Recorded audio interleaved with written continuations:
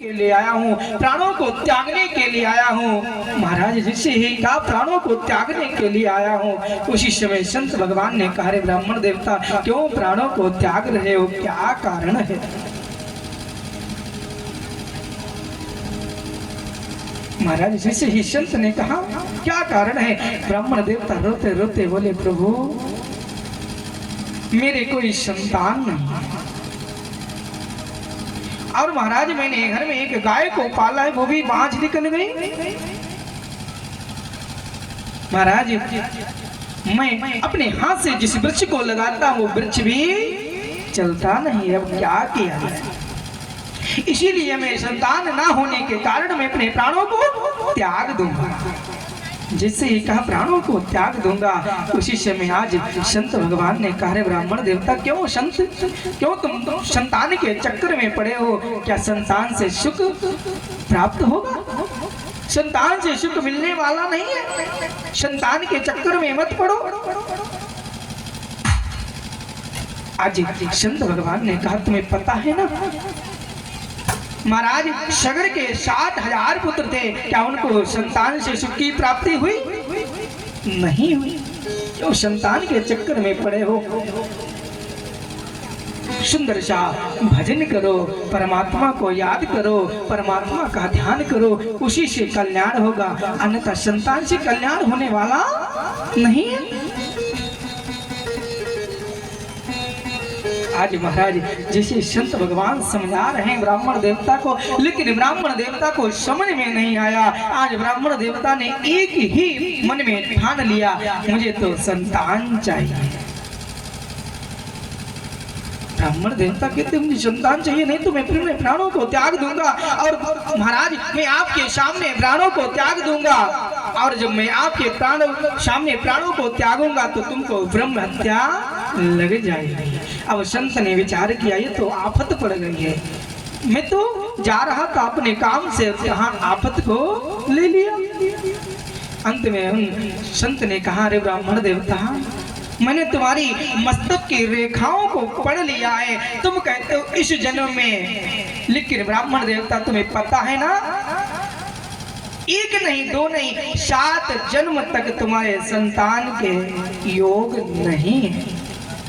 संतान का योग 7 जन्म तक नहीं है। आज जिस ही का 7 जन्म तक नहीं, आज महाराज ब्राह्मण देवता और तेजी से रोने लगे, अपने सर को पटकने लगे, अब तो मैं अपने प्राणों को त्याग दूंगा। महाराज अभी तक मेरा जो दर्द था, मेरा कष्ट था, थोड़ा था, लेकिन आपने तो 7 गुना और बढ़ा दिया है कि नहीं?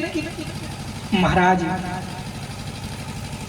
आज संत भगवान समझा रहे हैं, लेकिन ब्राह्मण देवता के समझ में नहीं आ रहा। ब्राह्मण देवता ने कहा, रे बाबा तुम्हें क्या पता है संत, तुम तो बाबा हो, तुम्हें क्या पता है कि संतान से किस सुख की प्राप्ति होती? घर में जाओ, छोटे छोटे बच्चे पापा पापा कह के बुलाते, कितना अच्छा लगता है तोतली वाणी से, तुम्हें पता है कि नहीं? महाराज आज ब्राह्मण देवता समझ में नहीं आ रहा, मुझे तो संतान चाहिए, नहीं तो मैं अपने प्राणों को भी छोड़ दूंगा। अब क्या किया जाए भैया? अंत में कहते हैं संत भगवान ने कहा, ब्राह्मण देवता चिंता मत करो, तुम्हें यदि संतान चाहिए तुम्हें संतान दे सकता हूँ, लेकिन तुम संतान से सुख कैसे प्राप्त करोगे? उसी समय ब्राह्मण देवता ने कहा, प्रभु तुम चाहे कुछ भी करो, लेकिन मुझे आशीर्वाद दो, मुझे तो संतान ही चाहिए। महाराज जरा विचार करते, आज उसी समय संत भगवान ने अपनी झोली में हाथ डाला और एक फल निकाल कर दे दिया, जाओ ब्राह्मण देवता अपनी पत्नी को खिला देना और इससे अवश्य संतान की प्राप्ति हो जाएगी। ठीक है तो महाराज इसका कोई नियम व्रत बता दो, कोई नियम करना है कि नहीं? कहाँ इसका नियम करना है। बातें हैं, जब माताएं गर्भवती होती हैं तो माताओं को खूब दान करना चाहिए, पूजन पाठ करना चाहिए, उससे संतान के ऊपर फर्क पड़ता है। लेकिन आजकल क्या है, फोन चल रहे हैं, है कि नहीं? जब फोन देखोगे तो पुत्र भी आएगा तो तुरंत फोन मांगेगा, है कि नहीं? झूठ नहीं बोलना है, लेकिन हम लोग क्या कहते हैं, झूठ पर झूठ बोलते हैं। भागवत में लिखा है, जब तक स्त्री गर्भवती हो उसको झूठ नहीं बोलना चाहिए, उसको दान करना चाहिए, कथा सुनना चाहिए, भगवान का स्मरण करना चाहिए। यदि इस करने से संतान की प्राप्ति होती है तो संतान बुद्धिमान होता है और भगवान के प्रति उसका भाव होता है। लेकिन हम लोग क्या कहते हैं, आजकल फोन में लगे रहते। बोलो राधे। परीक्षित जी है कि नहीं? समझ में आ रही है आपको? हाँ बता देना, कथा समझ में आ रही है आप लोगों को? तो महाराज आज उन संत भगवान ने कह दिया, जाओ अपनी पत्नी से कह देना दान करें, कथा श्रवण करें और भगवान का ध्यान करें, इस फल खाने से एक पुत्र की प्राप्ति हो जाएगी। आज महाराज ब्राह्मण देवता प्रसन्न हो गए और दौड़ते दौड़ते अपने घर गए। बोले देवी देवी, आज जिससे ही धर्म पत्नी आई, हाँ प्रभु बताओ क्या है? लो देवी, मैं तुम्हारे लिए एक फल लाया। आज जैसे ही का फल लाए हैं, उसी समय उनकी धर्म पत्नी ने कहा, अरे महाराज मुझे तो ऐसा लग रहा था कि मेरे लिए नौलखा हार लाए हो। ये फल तो रोज लाते हो, फल में क्या विशेषता है? क्या करूंगी फल खा के? मुझे तो ऐसा लग रहा था आप मेरे लिए कोई विशेष चीज लाए हो। आज ब्राह्मण देवता ने कहा, देवी इस फल को मामूली फल मत समझना, इस फल को ग्रहण कर लो, इससे संतान की प्राप्ति हो जाए। ठीक है महाराज, आप कहते हो तो मैं फल को खा लूंगी, स्नान करके पूजन पाठ करके खा लूंगी। लेकिन महाराज इधर ब्राह्मण देवता प्रसन्न हो गए, अब मुझे संतान की प्राप्ति होगी। जाकर गांव में सबको बात बताई, मुझे संत ने फल दिया, आज से 9 महीने के बाद मेरे यहाँ भी पुत्र का जन्म होगा। लेकिन महाराज आज ब्राह्मण देवता की पत्नी का नाम था धुंधली।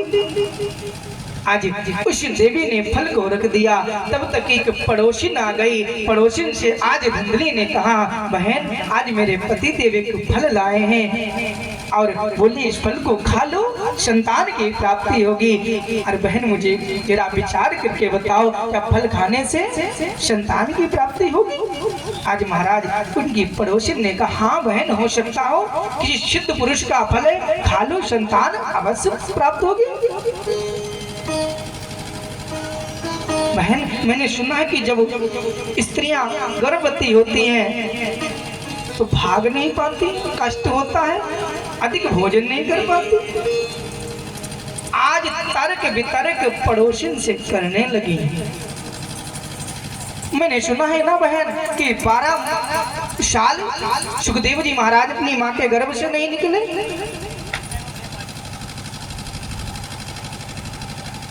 12 वर्ष नहीं निकले। आज तर्क वितर्क करने लगे।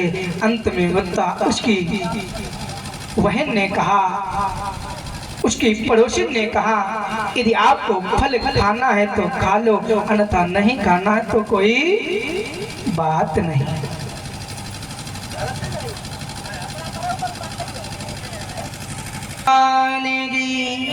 सद्गुरुदेव भगवान की, गंगा मैया की। बारिश नहीं हो रही, फूल बरस रहे हैं, भगवान बरसा रहे हैं। कथा में बारिश हो, यज्ञ में बारिश हो तो शुभ मानी गई है कि नहीं? श्री कृष्ण गोविंद हरे मुरारी, हे नाथ नारायण वासुदेवा।